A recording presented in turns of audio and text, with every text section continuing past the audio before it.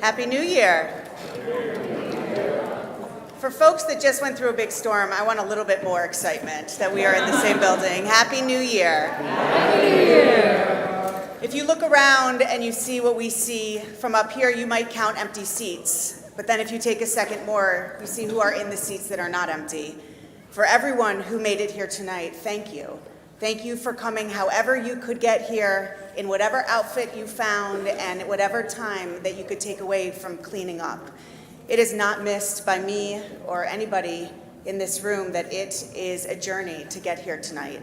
And I appreciate that. Rosh Hashanah is about coming together and celebrating, but this year feels a little bit more sweet to even have as many people as are here right now are here. And so we are going to begin this evening's service on page 11. And I'm going to invite you all to read with me, because why not? We are all here together. The first mitzvah in the Torah is let there be light. So we are commanded, in everything you do, be a menorah, a bringer of light. Live with honor, act with integrity, do your work with passion, and the radiance of your deeds will live after you. May our ideals burn bright, forever unextinguished, and may we live our lives like the flames we kindle, always stretching upward, striving for the good, reaching for you. Before we light the candles, I'm going to give Jackie a heads up that it's lighting candle time. I want to remind all of us that when we have a flame and we light another candle from that flame, nothing happens to the first one. It doesn't get smaller. So too with when we spread our arms, when we stretch out our resources, when we help each other. Nothing dims in our own life. If anything, like this reading, our light spreads even larger and even brighter.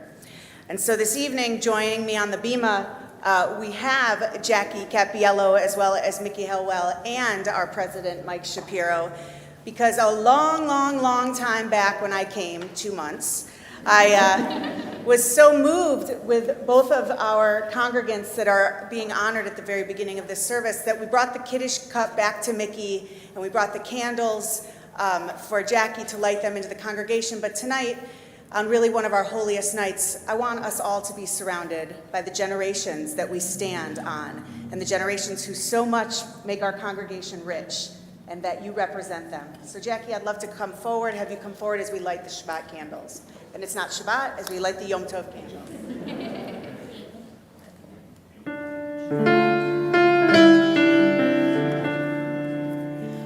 Baruch atah Adonai, Eloheinu melech haolam,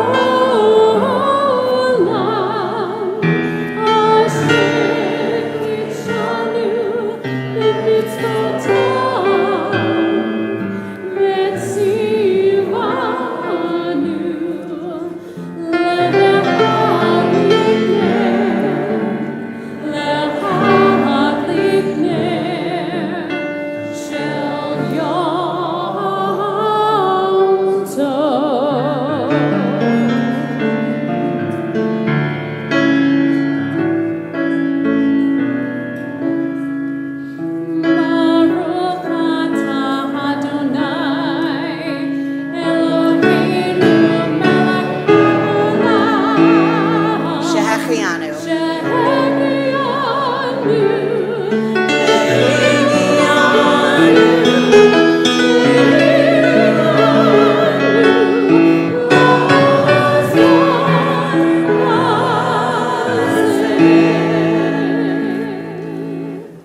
continue now on page 78 with the reading of the blessing for Kiddush.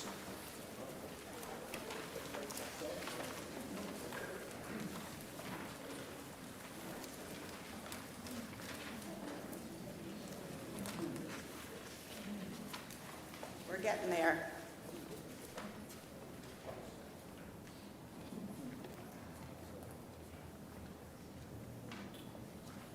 Baruch atah Adonai Eloheinu melech haolam orei peri hagafen. Baruch atah Adonai Eloheinu melech haolam asher kitshanu b'mitzvotav v'ratzavonu l'shabbat kadsho Son Hinaltonu Zikaron Lamayates Bereshit Ki Hu Yom Tehillah L'Mikvah Kodesh Zeichel Etziat Mitzrayim Ki Vonu Tonu kidashto mikol ami b'shemat kodshecha v'ya'uratzon hinaltanu baruch atah Adonai Mekadesh HaShabbat. Amen. Yom Tov, Amen. L'chaim. L'chaim. Pass it around, I feel. Do the rest of the service. Yeah, Mickey's going to run the rest of the service for us. We are going to continue now on page 15 with Tiku as our unbelievable quartet leads us in prayer.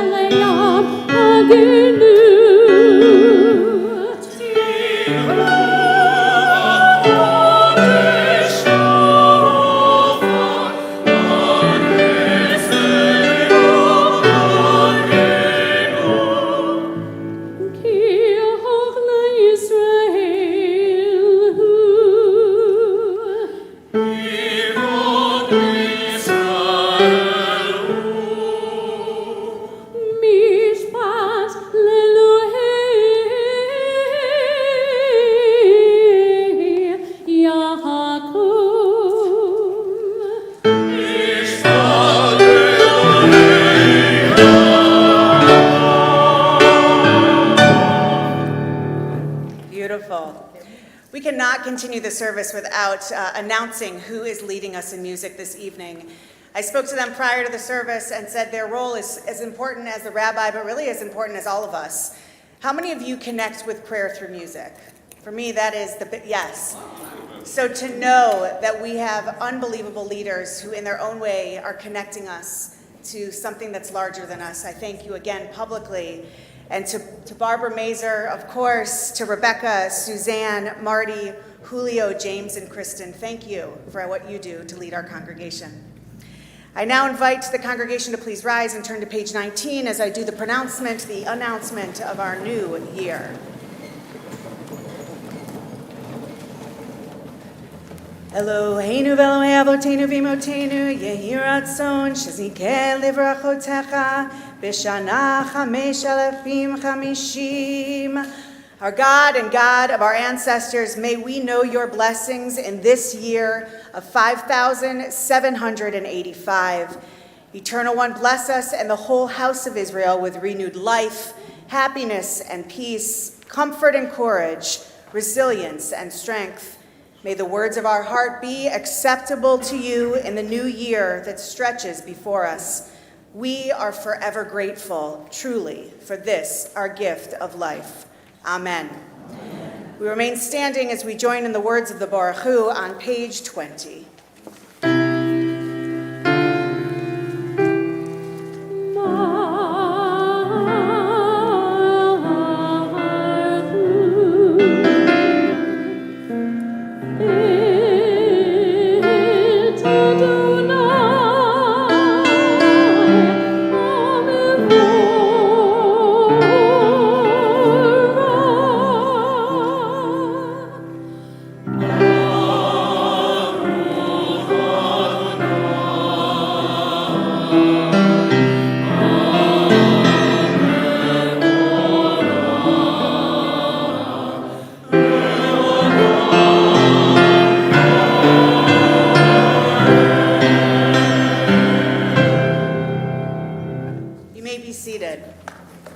Page 23.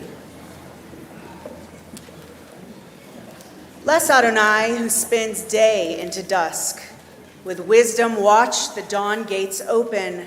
With understanding let time and seasons come and go.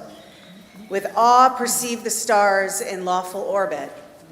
Morning dawns, evening darkens, darkness and light yielding one to the other, yet each distinguished and unique. Marvel at life, strive to know its ways, seek wisdom and truth, the gateways to life's mysteries. Wondrous indeed is this the evening twilight. Amen. Page 25. Before we read on page 25 and prepare our souls and our minds for the words of Shema, this prayer teaches us of Amcha, of one people. This prayer doesn't differentiate between what religion your parents were, why you came to this country, who you are, and how you live your life. This evening, I'm so honored to be joined not only by 4 additional rabbis, but by our students from Eckerd and Stetson, as well as their faculty and staff. We are one people, and if our campus can be your campus whenever you need a second one, please, we're always here, and we're so grateful you're here and safe. Page 25. Shema Yisrael, hear the voice of Chana. There's no one holy as the Eternal. Truly, there is none beside you. There's no rock like our God. Shema Yisrael, hear the voice of Moses. Embrace and carry in your hearts this day, in heaven above, on earth below. Adonai is God, and there is none else. Shema Yisrael, hear the words of the mystics. There is nothing but God. No place and no person is empty of God. The whole earth is suffused with God's glory. Hear, O Israel, God's hands are our hands. God's work is our work. God's voice speaks through us. God is one when we, all of humanity, truly are one. If you're able, I invite you to please rise for the words of the Shema, page 26, followed by the Ve'ahavta.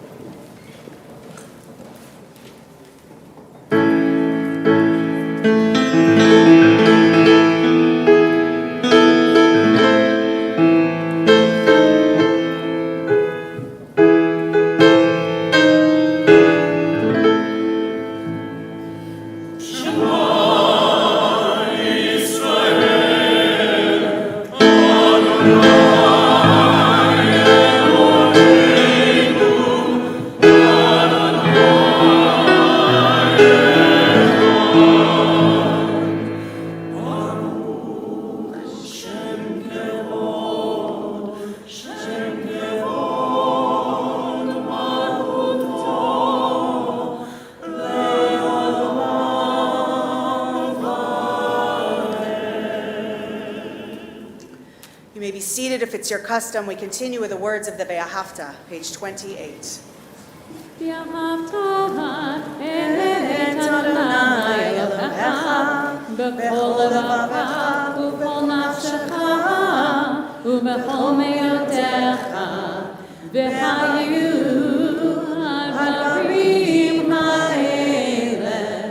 Asher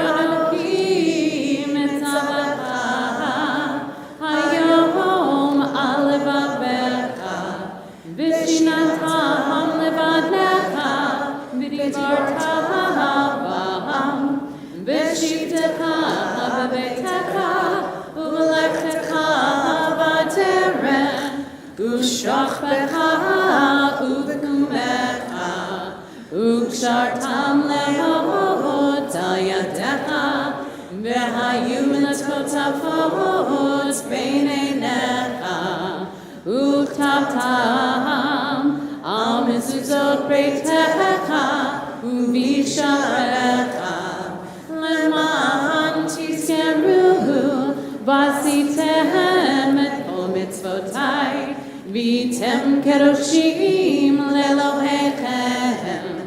אני אדוני אלוהיכם, אשר הוצאתי אתכם מארץ מצרים, להיות לכם לאלוהים. אני אדוני אלוהיכם, אדוני אלוהיכם emet. In a moment, I invite up Sue Shapiro, who will lead us on page 35. Sue is not only the first wife of our president, but as she comes forward completely nonpartisan, I want to remind everyone to vote. Today, the congregation was asked if we could be a polling location for Treasure Island, who has lost all their opportunities to be polling elsewhere. Absolutely, we agreed. We agreed with additional security, so no one needs to be concerned. But that is something I'm so proud to be able to say from the Bema. Everybody deserves for their vote to be heard and counted, and I'm so proud of our congregational leadership for making this decision. Page 35. One day, a few days after the liberation, I walked through the country, past flowering meadows for miles and miles, towards the market town near the camp. Larks rose to the sky, and I could hear their joyous song. There was no one to be seen for miles around. There was nothing but the wide earth and sky and larks' jubilation and the freedom of space. I stopped, looked around, and up to the sky, and then I went down on my knees. At that moment, there was very little I knew of myself or the world. I had but one sentence in mind, always the same. I called to Adonai from my narrow prison, and God answered me in the freedom of space. Baruch atah Adonai, Ga'al Yisrael. We praise you, eternal power, the one who redeemed Israel.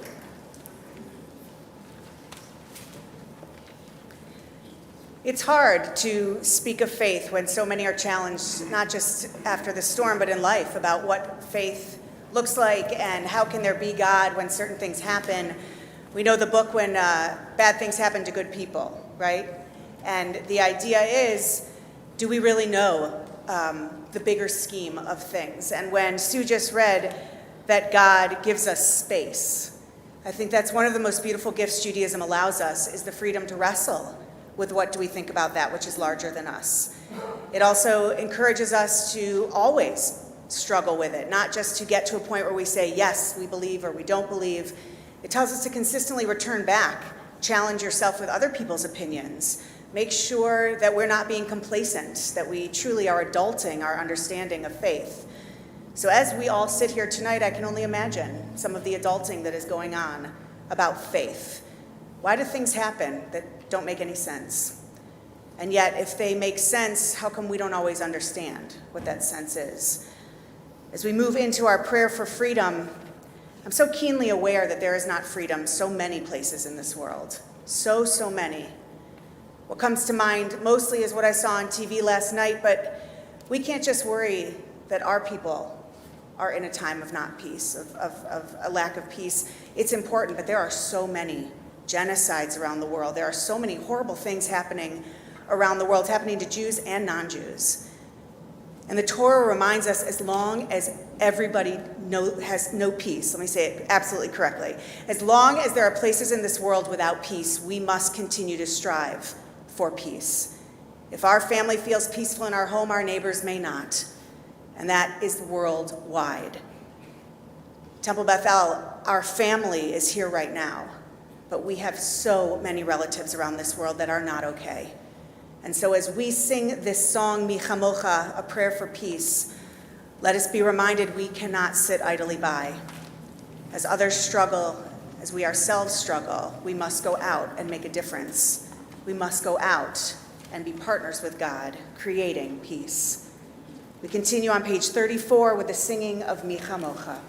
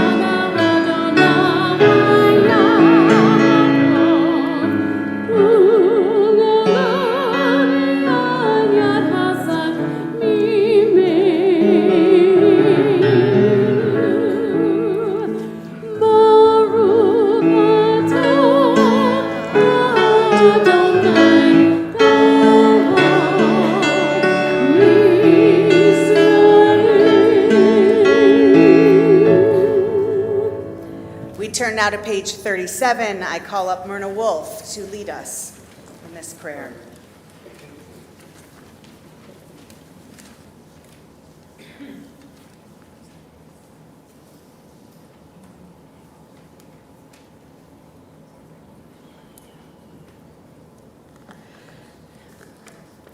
Rosh HaShanah in the pines. Darkness settles slowly across the horizon. The new year rises before us, its fragile moon awaiting our embrace. Heaven and earth entwine in their annual dance of recreation. A fissure appears in the firmament tonight, an entranceway into new beginnings. Out beyond the swales, the sea expands and contracts, keeping time to the thrumming of the universe. Under this Rosh Hashanah sky, the path before us is uncertain. All we can do is hold each other tight as we make our way home.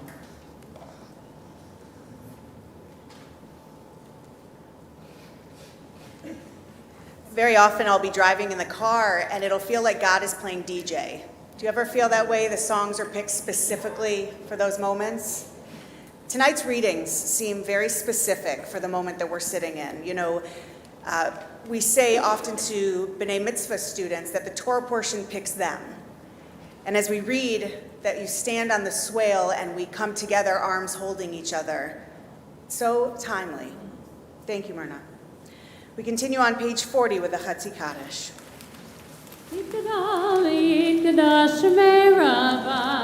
Amen. Yom Adivrach Yirtei Yom Lit Malchutei B'chayechon Uvyom Echon Uvchayetecho Beit Yisrael Bagala Bagala Uvizman Ariv Biberu Amen Yehi Shmei Rabba Mevorach Le'olam Omer Hamaya Yitbarach Yitbarach V'yishtabach V'yitpa'ar V'yitroma V'yitnaseh V'yithadar V'yithaleh V'yithalal Shemei Dekudasham Barechu Le'chila Ulam Liamin Koverata V'shikirata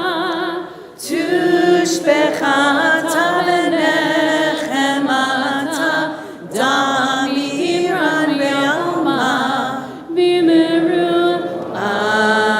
Amen. As we move into the the next section of prayer, I invite up Bennett Zamoff to lead us on page 41.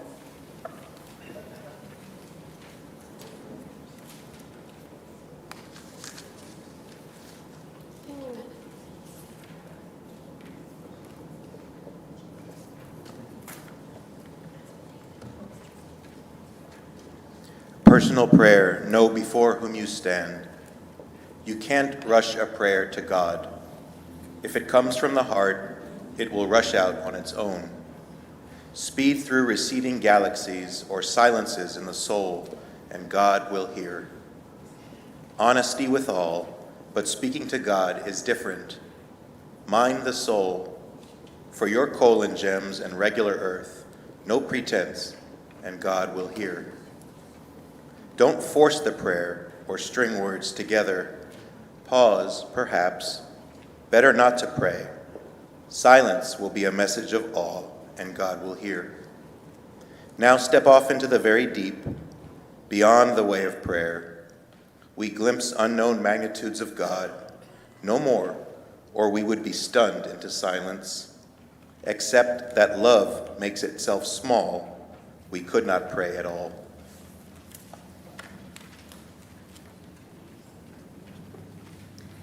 I often talk about that I wish someone would have told me as a younger person, younger than I am right now, that following in the prayer book is optional. And I want to share that with our congregation.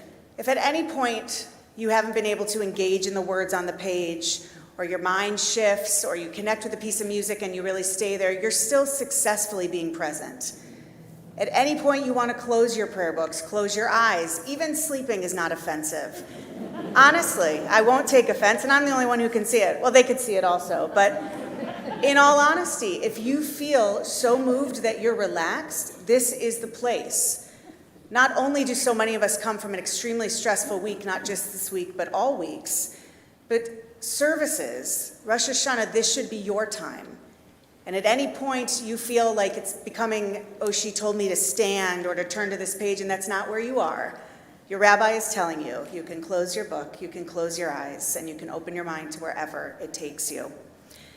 With those words, I'm going to suggest possibly, that we turn to page 42 and we rise, if you are able, for the words of the Amidah.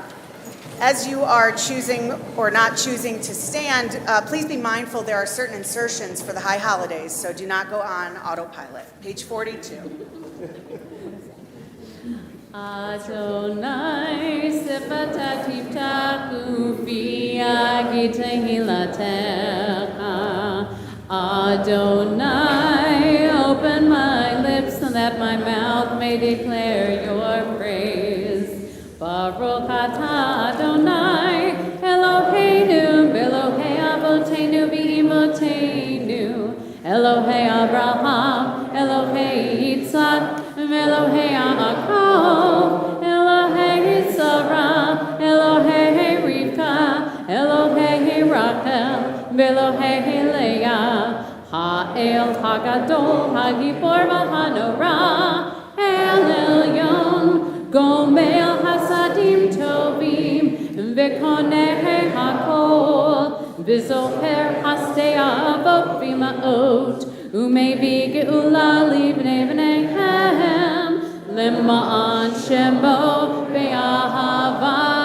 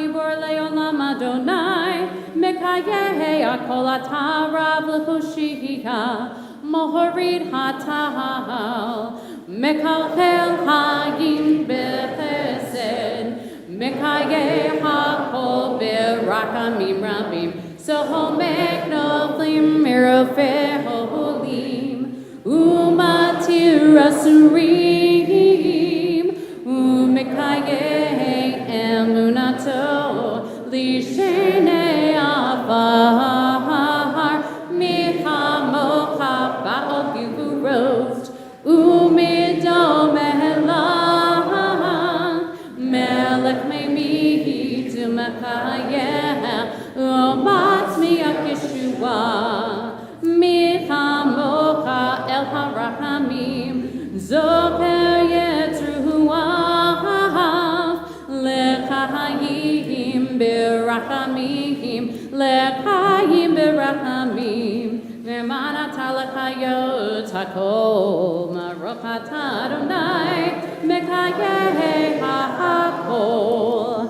Ata kadosh v'shimcha kadosh, kadoshim b'kol yom l'kachalucha selah.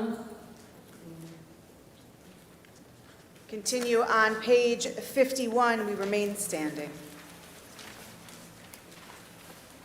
U'bechein tzadikim yerui yishmachu, v'sarim ya'alazu. And so in your holiness give the righteous a gift of vision bright with joy, a world where evil has no voice, and the rule of maleficence fades like wisps of smoke. Good people everywhere will celebrate the stunning sight of arrogance gone from this earth. Page 57.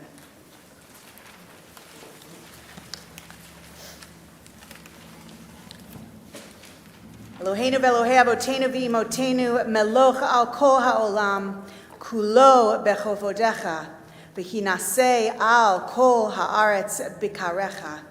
God, who is ours and God of our fathers and mothers, in your glory reign. Reign over the infinite expanse of space and time. In your grandeur be exalted. Through your power, show us your realty. Then all who dwell on earth shall understand that you are their maker. Astound us with the beauty of your presence, so that every breath of life shall say, eternal is the God of Israel, all embracing God's rule and sovereignty. You may be seated.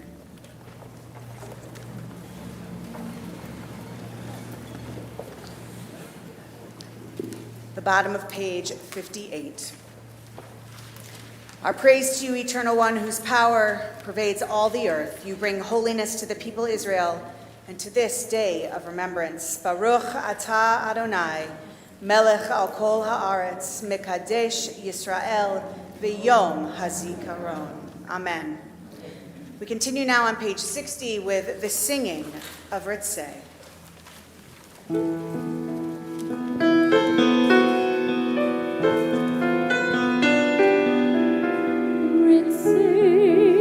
Adonai Eloheinu, be'amecha Yisrael, u'tefilatan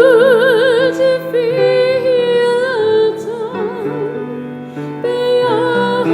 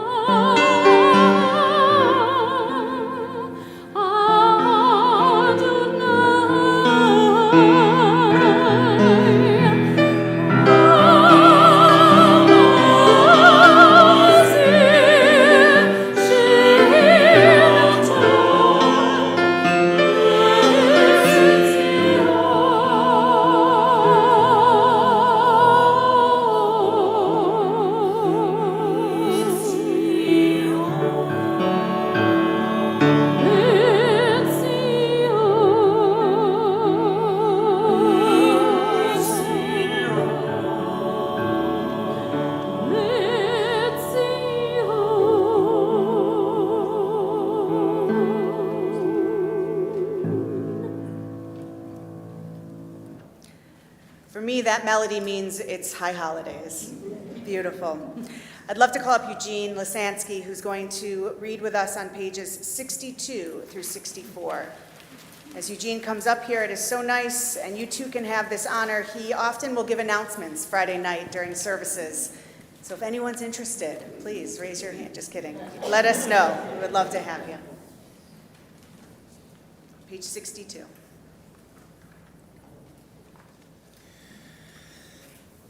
God who is ours, God of all generations, to you we are grateful forever.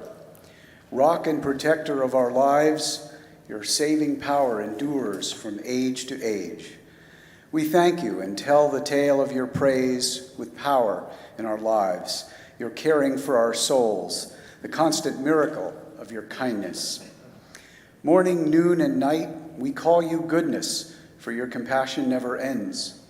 We call you mercy, for your love has no limit. We call you hope, now and for all time. And for all these gifts, God of majesty, may your name come to be blessed and praised. Our gratitude a daily offering until the end of time. Inscribe your covenant partners for a life of goodness, and may all life resound with gratitude and faith in praise of your name. God, you free us and strengthen us.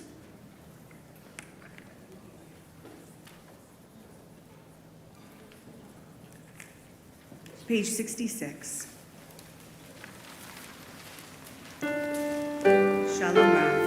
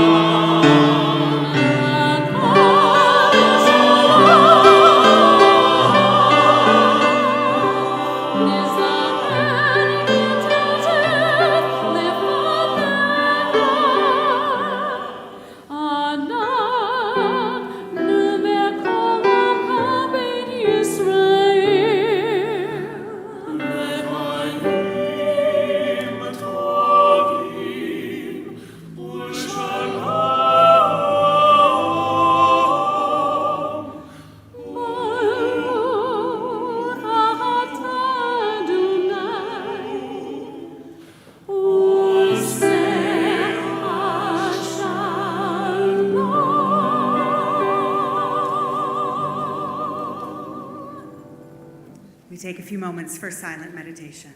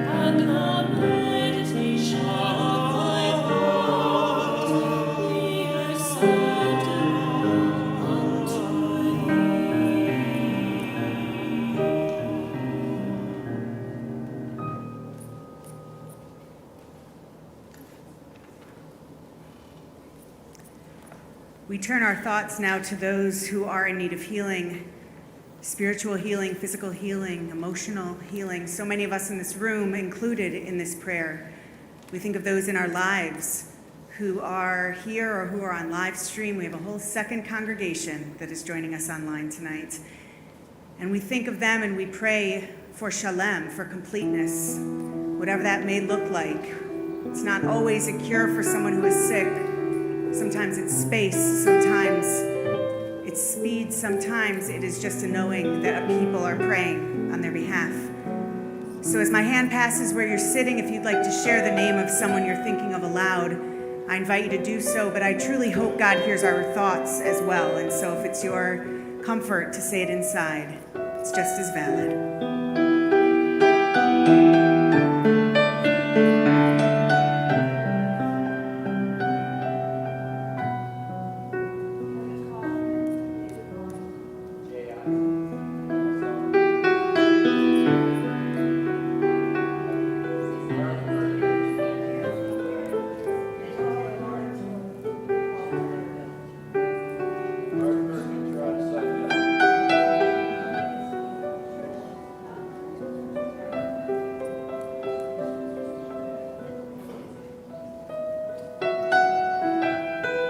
All of those names in our hearts and said out loud, we turn to the Mishaberach at the back of our prayer books, page 245. Please join us.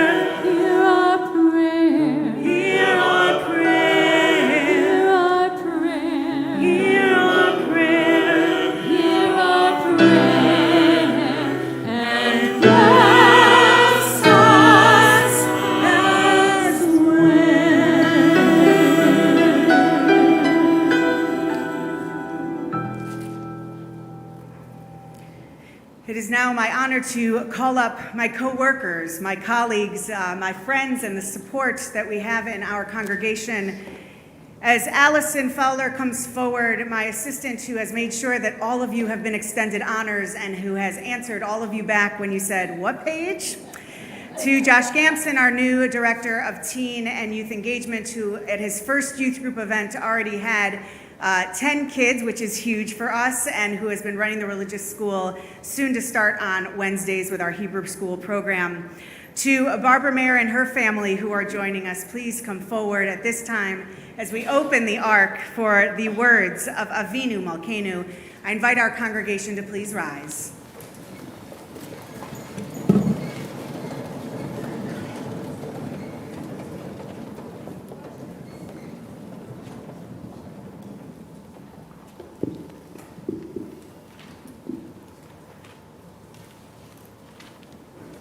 Page 76, I invite you to read what I believe is called antiphonally in between when I read. Avinu Malkeinu ein lanu melech ela ata. Avinu Malkeinu, almighty and merciful. You alone are our sovereign. Avinu Malkeinu lema'anecha rachem eleinu. Avinu Malkeinu, for your sake, show us mercy. Avinu Malkeinu, aseh imanu lema'an shemecha. Avinu Malkeinu, act toward us as befits your name. Avinu Malkeinu, shalach refuah shle'ema lecholei amecha. Avinu Malkeinu, bring healing and wholeness to the ill among us. Avinu Malkeinu, kara ro'ah gazar dinenu. Avinu Malkeinu, harshness against us. Avinu Malkeinu, kotvenu b'sefer ge'ula v'shu'ah. Avinu Malkeinu, inscribe us in the book of redemption and renewal. Avinu Malkeinu, zochrenu bezichron tov lefanecha. Avinu Malkeinu, remember our goodness and call it to mind. Avinu Malkeinu, aseh lemancha vehoshienu. Avinu Malkeinu, act for your sake and save us. Page 77. Avinu Malkeinu, shema kolenu. Avinu Malkeinu, almighty and merciful, hear our voice. Avinu Malkeinu, chodenu lefanecha. Avinu Malkeinu, we have strayed and sinned before you. Avinu Malkeinu, chamol aleinu ve'al olalenu v'tapenu. Avinu Malkeinu, have compassion on us and on our families. Avinu Malkeinu, kalei dever v'cherev v'ra'av me'aleinu. Avinu Malkeinu, halt the onslaught of sickness, violence, and hunger. Avinu Malkeinu, kalei kol tzor umastin ma'aleinu. Avinu Malkeinu, halt the reign of those who cause pain and terror. Avinu Malkeinu, kotvenu b'sefer chayim tovim. Avinu Malkeinu, enter our names in the book of lives well lived. Avinu Malkeinu, chadesh aleinu shana tova. Avinu Malkeinu, renew for us a year of goodness. We join in the singing of the final verse.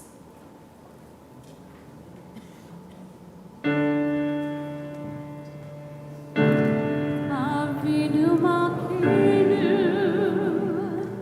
shema koleinu.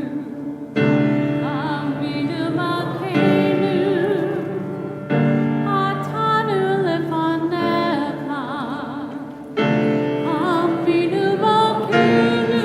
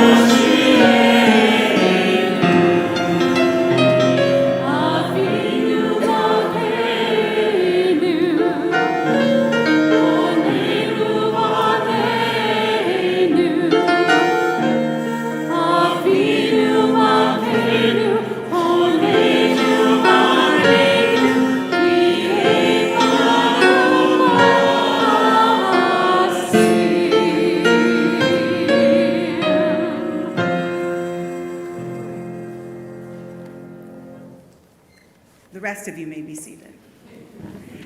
You are right. That is this prayer that we rise for. And as I watched you standing for the second and then almost third time that we went through it, I thought it was nice for us to have a seat if you wanted. So for those of you who are wondering, what is this rabbi doing? For those of you who are always wondering, what is this rabbi doing? I appreciate that you like my humor. That is where I knew I found the right synagogue, I think. Just take a deep breath with me. Seems like that breath is needed. It seems like we are holding on to so much. And sometimes we have to be invited to take a deep breath and to let it go. This afternoon, Allison and I were sitting in the office with Tracy Nash, our bookkeeper, who is so much more than a bookkeeper. She is an incredible woman, and she unfortunately lost a great deal in the storm. And I said, Tracy, how can people be people of faith? How can, no matter the faith, how can you know that this still matters, that this still matters? How do you keep going? And she said, let me tell you a story. This is when Tracy became my rabbi. She said, let me tell you, Rabbi, and Allison. She said, I went to go get my car rental yesterday. And let me tell you, there was a line out the door, right? We all know how many people, especially even in this room, lost their cars. A line out the door. We were kibitzing, my word, not hers. We were talking amongst ourselves. We were all kind of commiserating. And as we're waiting in line, probably 10 to 15 deep, this woman runs in. She runs in. She's all like, my word again, verklempt. Like she's like, ah. She's freaking out. And she runs in and she runs to the very front of the line.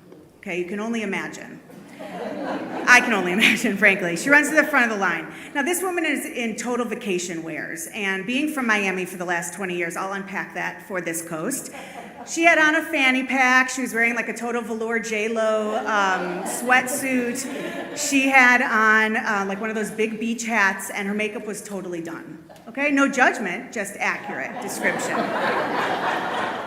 And she starts screaming, I need my car. Well, I need my car. I have a reservation, like pounding her chest.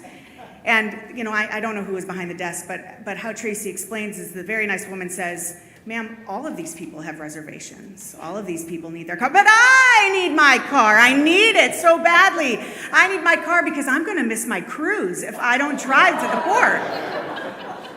Well, at this point, Tracy turned to Allison and myself, and she just couldn't even believe it. She was like, exactly. Her mouth was agape. She was like, this woman is screaming that she needs her rental car so she can drive to Miami to get on her cruise. Okay, again, no judgment, just accurate fact that I'm putting out there. So she said, if you keep me waiting one more minute, I am going to have to talk to the person in charge. You know, at this point, Allison and I really didn't know what to do, and frankly, it was great to see Tracy laugh, as so many of us need to laugh, especially when things are going as tough as they are.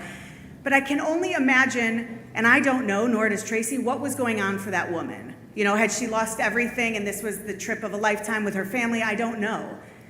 But there's so many times in life where we expect things to go our way, where in fact we plan our lives thinking things will go our way. And as Grandma Morrison always shares, who's here in the front row, you'll hear me quote her all the time. You hear me, Grandma? Grandma Morrison says, she said tonight her mom told her, but I quote her. She said, we plan and God laughs, right? How many of your parents, grandparents, loved ones? Yeah, the whole room's hand is up, Grandma. A lot of us who were brought up Jewish have heard that before. I really hope the woman made her cruise, and frankly, I don't know the end to that story, but that's that. So when I look back at this week, I think about all the cruises that we missed, all the birthday parties that were missed, and all the plans that got canceled. I also think about all those people, all of us, who went to sleep that night thinking tomorrow's just another day. We'll get some leaves, we'll have to brush up whatever comes in our yard. We've been here before, we'll be here again. And then I can only imagine what that felt like waking up the very next morning. I just can't imagine it. And I have spent the whole week hearing your stories of what I can't imagine you ever had to think about. So many congregants, I started with the very first member with the letter A, and yes, I'm only through the M's, so if you haven't gotten a call yet, that's why. Story after story, human being after human being. I've lived here 46 years, 52 years. My house never flooded. I've been here since I was a child. I've never seen a storm like this. So many people, I think, were truly caught off guard. We plan and God laughs. You know, that saying sounds a little vindictive, I'll be honest, and I don't mean to put it off with that tone, but it is true. How many of us are on plan B, C, D, E, X, Y, Z of our lives, right? How many of you have read the Sheryl Sandberg book, independent of where she stands in the world, Option B? Okay, me and Myrna. Oh, okay, the three of us are hanging out. Yes, and Rebecca. Guys, pick up this book. This is unbelievable. She begins by telling her story, but the fact is, all of us, I think, are on some other version of our life than we originally thought that we'd be on. It's time we start to normalize that. I spoke to one congregant who, you know, I haven't even met yet. And that's the case with a lot of you, sadly. And she said, Rabbi, I actually see this as a blessing. She really threw me off guard. I said, aren't you mad? And again, here's where not just Tracy turned into my rabbi, but this congregant did. She said, Rabbi, I'm not mad. I'm sad. I'm so sad. So no one did this to me. God isn't punishing me. I don't believe in karma. I'm so sad. And I said, okay, you know, I sat with her in that sadness and just listened as she cried. And she said, but I'm also really happy. And this is where my mouth opened. And I just couldn't figure it out. And she talked to me. She talked to me. And she said, my life was being cluttered with so many things I didn't need. So many things. She said, you know what? I woke up this morning. I don't care about those things. She said, I have been saving some of those mementos since I was a child. I've been saving some of my children's mementos, and now they have children. I have been saving and saving and saving, and for what? So that today I can clean this out of my house. And I sat in that moment quiet, and she said, but you know what? I'm so excited. And this one really threw me for a loop. Excited. That was not the word I was thinking was coming next. She said, what's going to fill those spaces now that I've gotten rid of it? But I can tell you, that was not what I expected to hear next. And with your laughter, that's also not what I expected, because to me, it was very humbling. Here is someone who truly is explaining that she lost everything of her belongings. She had her health, but she couldn't wait to see what was next on her journey to fill up her life's memories. Now, she said, I'm not going to clutter again, which many of us, I think, was what the laughter was from. She said, I am going to fill memories up here and right here. She said, maybe this was a blessing. Wow. She's talking to the rabbi about why she's not mad, about why she still has faith, and how even this could be a blessing in her life. I felt like I went to synagogue on that phone call. How many times in our lives are we taught by people we don't expect to be taught by? Very, very often. How many times are we taught by people younger than us? How many times are we taught by our kids, our students, other people in the world? How many times do our teachers and professors actually end up being construction workers and maintenance people? Guys, there are teachers everywhere. And it's not just teachers in life, it's teachers in faith. In a lot of ways, I know this phrase is often reserved for church. I'm preaching to the choir, you're here, right? There has to be something that drove you here tonight. It may not be faith. It may be that you get to sit somewhere with AC. And you know what? That's okay. That is okay, and it's cold in here tonight. So, Bobby, thank you. Thank you. But, Bobby, thank you for so much, too, because every day, our congregational staff, volunteers, our leadership, they're teaching me something about what it means to be a really good human. Mind you, I'm not saying a really good Jew because, yes, I was blessed to be born Jewish and it's a faith that I follow, but being a good human, that's better than anything. People lost everything this last storm. Cars and businesses, my favorite restaurant. There was total devastation and lives truly were lost. This storm touched 6 states and countless, countless hearts. But you know what I've learned? Hope wasn't lost. God, what a lesson. Have you ever felt in your own life, you don't have to raise your hand, like you've lost hope? Whether you know it or not, I see heads nodding all over this sanctuary, and I can agree. There are times when it is very hard to have hope, when it is very hard to have faith. And then there's something that kind of jolts us back into it. And if we're lucky enough, it's before our lives are over that we're jolted back into that. But I can tell you, Out of this horrible came a whole lot of humanity. And out of this humanity came a community that I am so proud to be a part of. I knew when I interviewed here that this was a Hamish community. This was a community that felt like family. I knew that. It was clear from the first phone call to the first razz that someone was making fun of me, they're all going to Mike right here, to the first time of so many times. And yet it's only been a few months. But what I learned about Temple Beth-El this week, Rabbi Torup, you are unbelievably blessed that you have been able to lead this congregation for so many years.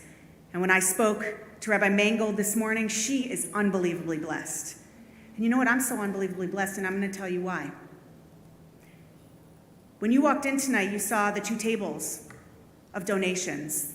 Those tables have gone from full to empty to full again. We have ECC parents on their chat who have put together money to house 2 teachers and to provide transportation for a 3rd. We have rabbis helping rabbis. I reached out to all my previous congregations, each extremely generous with donations, including Rabbi Mangold, so that we can help all of you. In 1 week, we've raised $10,000, which will become available to the congregation as soon as you tell me you need it. I am waiting for my phone to start ringing. And why isn't it ringing? I know why it's not ringing. I don't know why you're laughing. I know why it's on, folks, so I don't know. None of you better call me right now. But in all honesty, I know why it's not ringing, because we are humble people. And I'm not talking Jews, I'm talking humanity, right? It is hard to ask for help.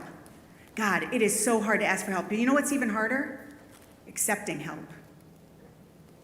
Do you know that in our staff, we almost had to sneak money into someone's purse? And that person has no home anymore. I have sent out a video. Tara sent out an email. Tova has sent out many emails. We sent out another 2 videos. We're here tonight. Please, we have to get to a place where we can ask for help, and we must get to a place where we can accept help.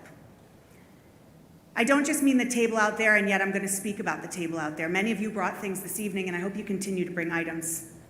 This is not in conflict with us raising cans for our kosher food drive.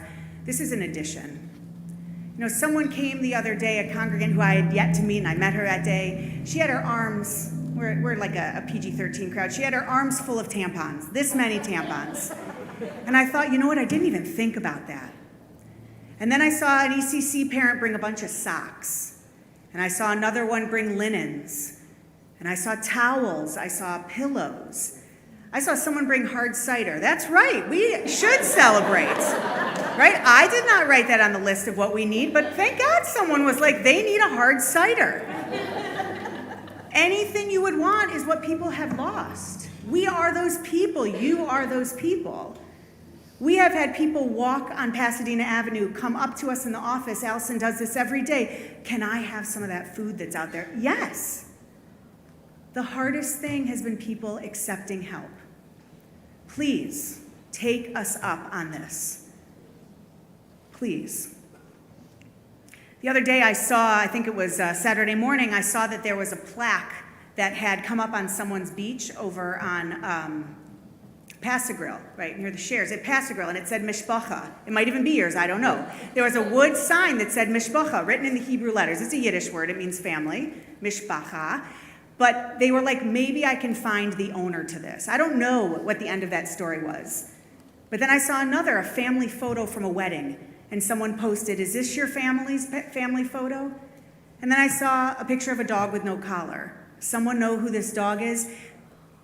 Every single page I've gone to, there's a page called I Can't Find My Boat. Now, that's real. I didn't even know. But the fact is this is horrible and wonderful at the same time. You should have all of the feelings, because people are trying to help people. There is true devastation. I don't mean to lighten that at all with humor. But I have truly learned what community is when I turn to our Facebook group that Scott Barancic has been monitoring.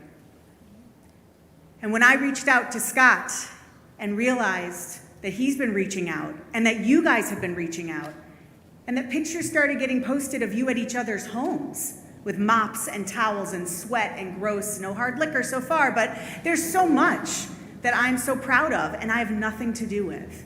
That's you. That's what I have become a part of. I got 2 different phone calls yesterday and today. Rabbi, someone wants to come to High Holidays, but they lost their nice clothes. You should send out a message. We sent out that message, and I hope you got that message loud and clear.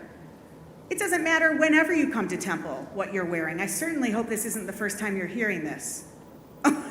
Okay, I have to pause. My kid is down here going, what? I had to wear a button-down shirt tonight. Yes, Ezra. That is totally fair and threw me off. But everybody else who I'm not your mom, everyone else, you can wear whatever you want to Temple from here going forward.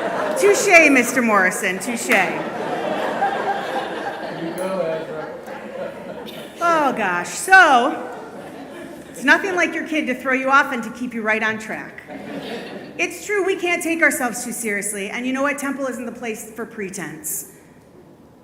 This is not the coast for pretense. I can be very truthfully saying that after 22 years. This is not the congregation for pretense. And I learned that the minute I spoke to Rabbi Torp about applying to come here. These are real people. You are real people, and you really care about one another. What a pride, what an honor for me to stand here. I think about the hidden blessings that came out of this experience of the hurricane and so many other experiences. We got word that we were closing the congregation Wednesday, right? Tuesday. What day did we leave here? Tuesday. I'll take your word for it. Right, Lewis? That was you? Tuesday. I said, well, we have a Torah emergency. And our staff and Rebecca Barancic, well, that was coming back, came in and collected all the Torahs around the congregation. We went to the Sturensis APR room. We went to the library. We went here. And one by one, we lovingly placed the Torahs in my car, which is how we deal with Torah emergencies, because if they're here without air conditioning, mold could come. If water came in, that could also damage them. So I've always been taught it's the rabbi's job to evacuate the Torahs. So that's what I did. That's what we did. Tell them about what? Oh, Torah emergency. Yes, at Camp Coleman, we did have a Torah emergency. So Ezra and I get to our house, and lovingly, we open up the room to the guest room, which Grandma Morson's staying in right now, and we placed each of the Torahs in the bed. And we placed each of the Torahs in the bed, and after we moved the kiddies, because we didn't want to be disrespectful, I turned to Ezra and I said, this is actually extremely important. This is powerful. This is moving. We have Torahs in our home. Now, in Judaism, no one is supposed to own a Torah. It's our Torah. It's the people's Torah. And yet at that moment, he and I were responsible for the people's Torah. And it was such an honor. And when the storm had passed, and thank God our house was okay, we loaded those Torahs back into our car. As neighbors drove by, I have no idea what they thought in South St. Pete, what was going on, but we brought them back here, and then Rebecca and the rest of the staff, we unloaded the car, and we placed the Torahs up here on the bima. Because the Torahs weren't ready to go back in the ark. Why not? Because they needed you. And I truly believe that. And that Friday night, raise your hand if you were at services that Friday night. What did we do? We brought the Torahs home. The congregation came on the bima. We joined in the blessing, the priestly benediction. We joined in Shechianu, marking the moment as holy. And we returned the Torahs to their ark. We made sure they had a safe journey. I take that very seriously, Temple Beth-El. I think that is our job. Because the Torahs represent our unity. I've said many times up here, the Torahs aren't magic. We make them magic. Right? When we walk around in a hakafah and everyone touches the Torah, it's not because there's there shouldn't be a fear of touching the Torah. It's showing reverence. It's showing awe, yirah, that this great thing is in our midst. But it's not magic. We make it magic. And as we put the Torahs back into the ark, it's as if this space became a bayit again, a home. Right? For many of you who lost parts of your home, it will take a while to rebuild a home, even if you have a house. We wanted to make sure that Temple Beth-El, in time for the high holidays, that our Torahs had a home. And I thank the congregants who did that with us and who allowed that to be such a holy moment. Today we began handing out the resources, the financial resources, the assistance that we could, and we only were able to do it because people said yes. And that's where I want to kind of bring us to in this conclusion tonight. There's so many times in our lives where we say no. I think most of us are a little bit set to say no when someone offers something to us. I see smiles all over your faces. I am sure you're in the same boat as me. Someone says, can I do this? No, we're good. Or there's people worse off. Or I've got a good circle of friends. I had so many phone calls, probably 80 phone calls, where I knew those people lost their home and they said, no, thank you, Rabbi, but thanks for calling. We have to learn to say yes. We have to say yes to help, but we also have to say yes to everything. How many of you have ever seen Yes Day, the movie on Netflix? Yes. Thank you to the population under 15 in the room. And also a few additional ones. I know you are not under 15, you're right. Yes Day is a really cute movie, you should watch it, but the notion is that kids get told no all the time. And for a lot of times it's health and safety, and a lot of times it's ease of parents. But I kind of think that adults could benefit from a yes day, where we just say yes. No, stop praying. Where we just say yes, and we truthfully do it with integrity and authenticity. Someone says, can I help you? And you say yes. Someone says, are you okay? God, how many of us answer yes and we are not? How many times today, and I will raise my hand, did I tell someone I was okay? And that is not what I wanted to say. I don't know why we do that. And I'm going to tell you, at this congregation, I hope we stop doing that. Because the stories upon stories that I have heard where you have said, I am not okay, you have been met with a congregant or a friend or a stranger answering that call. We know about mitzvot. We know about commandments. And as kids, we learned them as good deeds. But how many times do we actually participate in the mitzvah of letting someone help us? How many times does someone pass away and we go to the mourners, I'm so sorry, I wish there was something I could do. So sorry for your loss, they're in a better place. All these inappropriate things to say. And possibly, we could just be there for the person. But let me turn it on its head, a fook, upside down. What if a mourner said to us, I would really love if you could get a meal together? Do you know how many meals they would have? Can I tell you, we had a congregant bring 4 kugels to Temple. Thanks, Mike. Not Mike, didn't bring them, but for your story. 4 kugels. Please, Rabbi, give these out to someone who needs some food. But tell them it was made with love. It's not just a meal. I often will tell, I spent this last year working in hospice before coming to Temple Beth-El. I took a year from the pulpit away, and I would often sit with people as they literally were passing away, and I would say, think of something that you can ask for from someone who's coming to visit you. And very often it was, tell me your favorite memory of me, or share with me your favorite song. I would encourage them to say something, because it's a mitzvah for us to be able to show up for someone else. Raise your hand, and I'm not gonna have everyone turn around. Raise your hand if you were a helper after the storm. And you can raise it, good, I'm glad you're proud. We should be up screaming with pride that we were helpers. And you know who else should be up screaming? Those people who accepted help. We have a breakdown where it's so hard for us to say yes when we need help. And we need, at least here, to get through that and to get over that. Because we are so much stronger together. I said I would not give a speech on anti-Semitism or the state of Israel or understanding about voting other than you need to vote, and I stick to that. But what I will say is there is a lot of hate in this world right now. There's hate in this community, there's hate in this state, hate in this country, hate in the world. We are stronger together.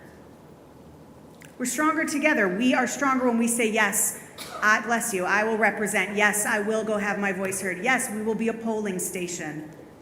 All of these yeses allow us to come together. Because what does no do? No isolates us. When someone says, can I help you, and you say no, what do they have to do? They have to leave you alone. Yes, I can come and help you, brings people together. We have to say yes more.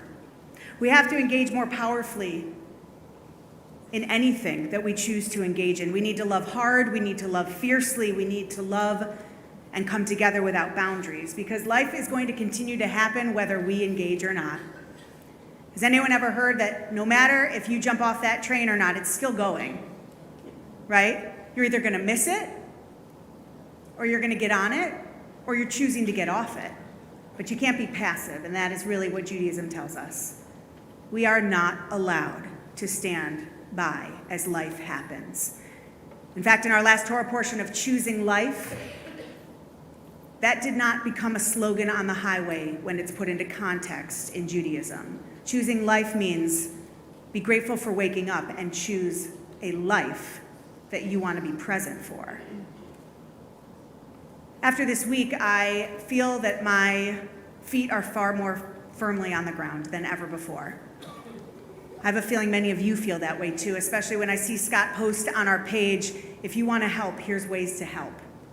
And then I hear of the number of people that are going out to help.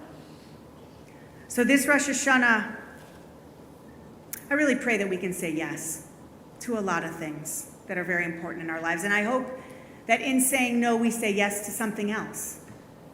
Because the more we can bring people together, the more we can come together, the more we can sit in this sacred space together, whether it's in this building or in a temporary home, the more I truly do feel this world can heal. That is not an aspirational statement, that's real. What I have seen this last week has been unbelievably holy and real. And I thank all of you for being my rabbis this past week, and I hope that you are helping one another in ways that I will never know, because I know you're not doing it for an audience. And as we continue into the days of awe in between Rosh Hashanah and Yom Kippur, let us think of other ways that we can step out of the middle and let people come to us, come towards us, and conversely us go towards them, so that our legacy is not that we lived our life and then it was over. It's that we made a difference in this world, and we made a difference together. L'dor vador, from generation to generation, we stand on so many shoulders, and let our shoulders be firm enough that the next generation wants to stand upon ours. Chag Sameach.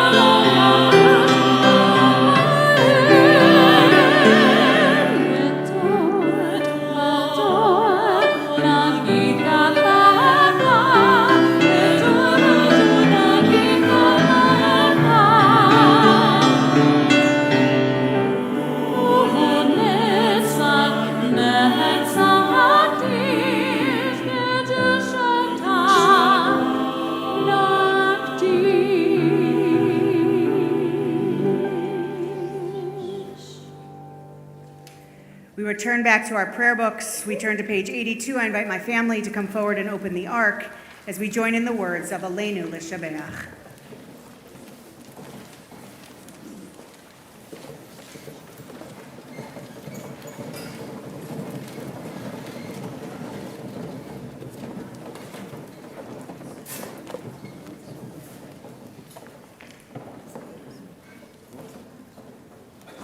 Aleinu l'shabeach l'adon hakol, l'teit girulah yotzer bereshit, shelo asanu k'yeh haratzot, v'lo והשמנו כמשפחות האדמה, שלא שמנו כהם, וגוהר עלינו ככל המונם, ואנחנו פרים ומשתחווים ומודים לפני מלך ומלכי המלכים הקדוש ברוך הוא. ונאמר והיה אדוני למלך על כל הארץ ביום ההוא יהיה אדוני אחד ושמו אחד.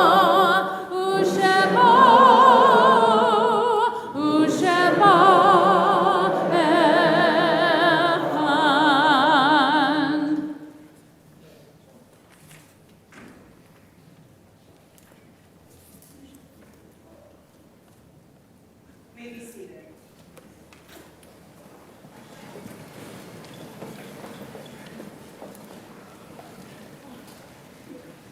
It's a natural. I said, that was pretty funny, Ezra. He said, I'm a natural. He is very funny. Page 86. A sacred pilgrimage. Birth is a beginning and death a destination, but life is a journey. From childhood to maturity and youth to age, from innocence to awareness and ignorance to knowing, from foolishness to discretion and then perhaps to wisdom, from weakness to strength or strength to weakness and often back again, from health to sickness and back we pray to health again, from offense to forgiveness, from loneliness to love, from joy to gratitude, from pain to compassion, and grief to understanding, from fear to faith, from defeat to defeat to defeat until looking backward or ahead, we see that victory lies not at some high place along the way, but in having made that journey stage by stage a sacred pilgrimage. Birth is a beginning and death a destination, but life is a journey, a sacred pilgrimage made stage by stage from birth to death, to life everlasting.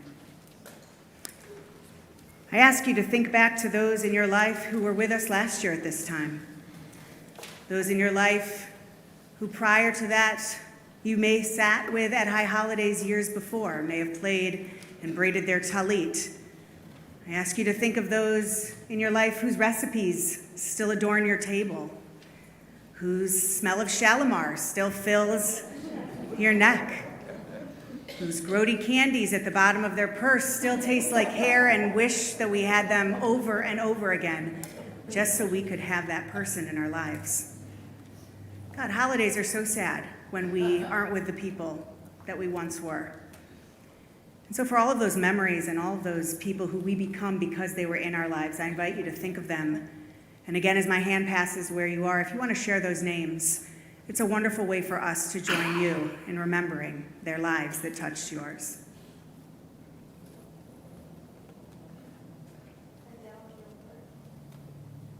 Ed Levine.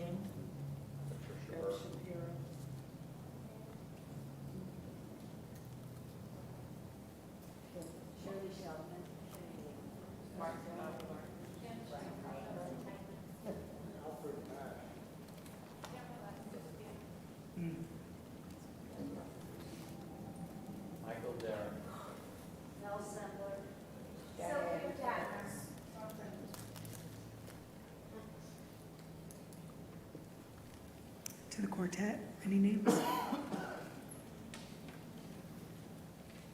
So many names, so many people. We bless all of them by sharing this prayer of life that never once mentions death. I invite the congregation to please rise together in one voice, page 90, the words of Kadisha tone, Mourner's Kaddish. Yitgadal v'yitkadash shemei Rabbah, v'alma divrach cherutei v'amlich malchutei, v'chayachon uv'yomechon uv'chayei dechol beit Yisrael, v'agalau v'izman kari v'imru amen. Yehei shmei Rabbah mivarach leolam olmeo maya, Yitzbarach v'yishtabach v'yitzpoar v'yitromam v'yitnaseh v'yitadar v'yitaleh v'yitalal shemei dekudesha b'rechu le'elam mimkol birchata v'shirata tushbechata v'nechemata ta'amiran be'elma v'imru amen. Yehi shlama rabba min shemaya V'chaim aleinu ve'al kol Yisrael v'imru amen. Oseh shalom b'mromav, hu yaseh shalom. Aleinu ve'al kol Yisrael v'imru amen. Zichronam livracha, may their memories forever be a blessing and a lesson for how we can live our lives, and let us say amen.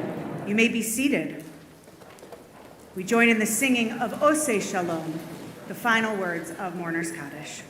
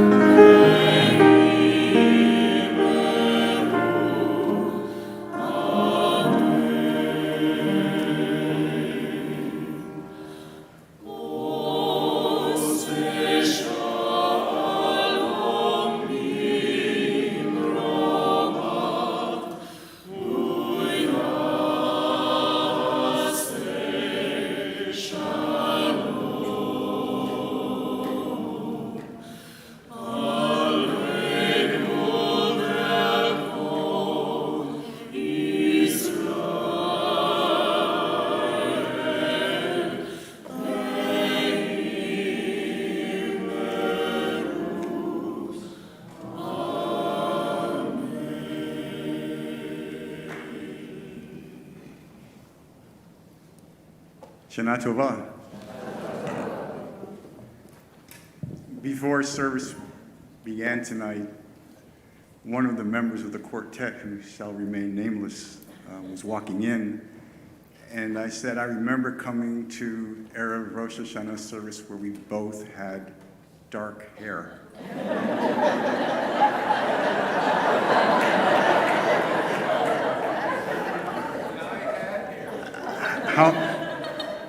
How many years has it been now?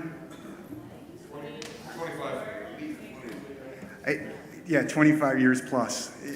I tell you, it is just, for me, it is so wonderful to be here. It's so comforting. It's so familiar. And as much as we have this new rabbi with us, everything else is so familiar. And Barbara and you guys, for 25 years, it's pretty amazing. So thank you all again for being here. My job tonight is pretty simple. I'm supposed to make some announcements and welcome you on behalf of the past presidents and the board. So on behalf of the board and past presidents, welcome. There are services tomorrow. All the hours are listed in that handout, so please pay attention to the times. Two things I want to point out. There is Tashlik at the pier tomorrow afternoon, downtown St. Petersburg at 4:30. And also, I want to encourage folks, if you would like to join us at the end of Yom Kippur, at the end of our Nila service for our community Break the Fast. It's going to be a catered affair this time. And if you don't have a traditional place to go and you want to join us here, please come to the afternoon service, come to Nila and join us here for the Break the Fast. There is a small fee. You need to register so the caterer knows how many to plan for. But if you're looking for a place to come at the end of Yom Kippur, please join us. You saw the tables out front, so you know that we're collecting items for folks who need it because of the storm. Please, if you need something or know someone who needs something, take it with you. And if you have things you can bring back, please do so. In addition, I want to channel my inner Rabbi Torup. Yeah, you know what this is? What do we call this, folks? Anybody remember? That's right, the visual aid. That's right. That's right. When we first started collecting food for Gulf Coast, for the Bill and Sally Israel food pantry, Rabbi Torp would stand up here at holidays and say, please take this bag home, fill it up at the very minimum. The food you won't eat on Yom Kippur, bring it back by Simchat Torah, and let's try to donate as much food to Gulf Coast as we possibly can. And he'd do this year after year, service after service, and he got to the point where all he had to do was do this, and we all knew what that meant. So folks, please, if you can do it, fill up the bag with the food that you won't eat on Yom Kippur, bring it back by Simchat Torah. Very quickly, if you are a guest or a visitor and you have enjoyed services during high holidays, if you would like to make a donation to our Temple's Tekiah Fund, I would welcome you to do that. I encourage you to do that. And finally, the rabbi's cue sheet says that I'm not supposed to make announcements, I'm supposed to give a message. So I'm going to do that. And I'm going to need a little bit of help from Barbara. And I may need a little bit of help from you. From time to time, I stumbled upon readings that I think are appropriate for the congregation, and I happened to find one that I want to share with you tonight. So if you would just indulge me for just a moment, and when it comes time for the participation, I think you will figure out your part. So here we go.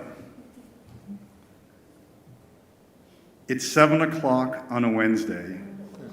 The regular crowd shuffles in. Neil, are you listening back there? There's a new member sitting next to me. He's waiting for our service to begin. He says, son, can you please point out the rabbi? I would like to say hello if I can. So I pointed to the bimah and the one with the robe, and he said, oh, I was expecting a man.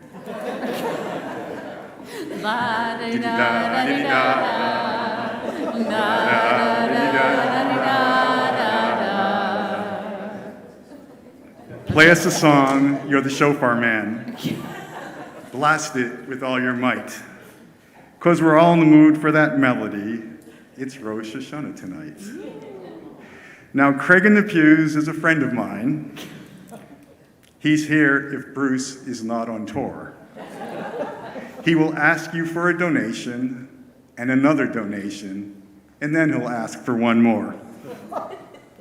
Our building is old and has issues. The roof leaks and the AC's in bad shape. A capital campaign is coming, folks, because we are finally out of duct tape.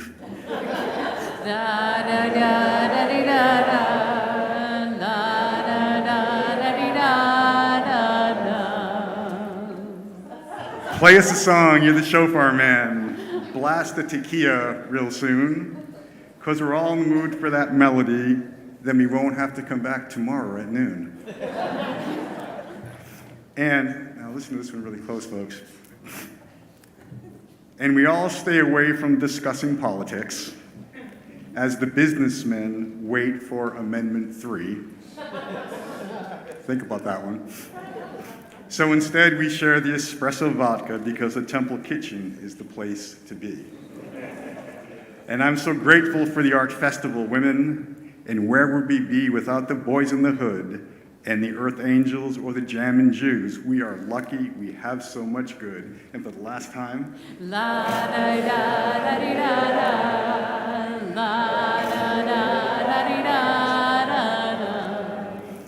play us a song, you're the shofar man. Soon the Tekiah Gadola will begin. We know tomorrow's not really a competition, but I'm pretty sure Bonnie is going to win. I said, Sue, this job is killing me. The problems just never go away. Congregants complain it's too cold or too hot, and we're talking about the exact same spot. And is our new rabbi going to stay? And a congregant who's been gone for 2 decades decided it was time to reappear. So I greeted and welcomed him back once again, and he said, man, you're still president here? Play us a song, you're the shofar man. We will have a blast tonight. Really, you're still Temple President, and our congregation is doing all right. Shana Tova, folks.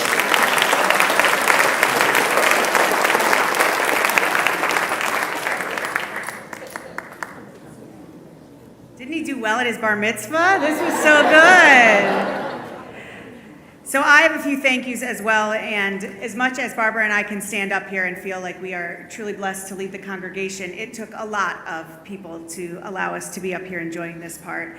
So I want to thank from our security team, Jake Woolman and Logan Sembler and Doug Negretti. Thank you for setting up FBI Central in the Sembler Library. Our floral arrangements, which are stunning, come from Heritage Funeral Care, Stephen and Ashley Gross and David and Patty Gross. I want to thank our staff, and you, I hope, know how unbelievable this team is. To Tara O'Donnell, Jen Hannon, Josh Gamson, Tova Feld, Tracy Nash, Allison Fowler, Nan Walker, and Pam Sekaris. Also to Bobby and to Gary and to Jeff. We are so unbelievably blessed. This building is not anything without our staff. As much as I love to say, you make the congregation. We all make this congregation.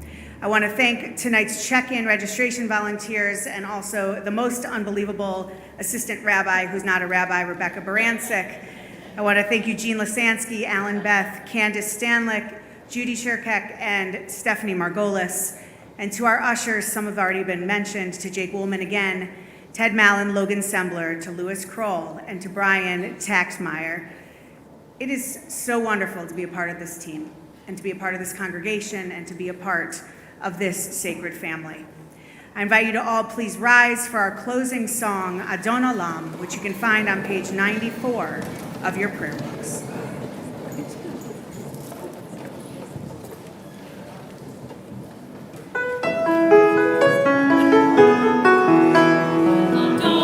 Adon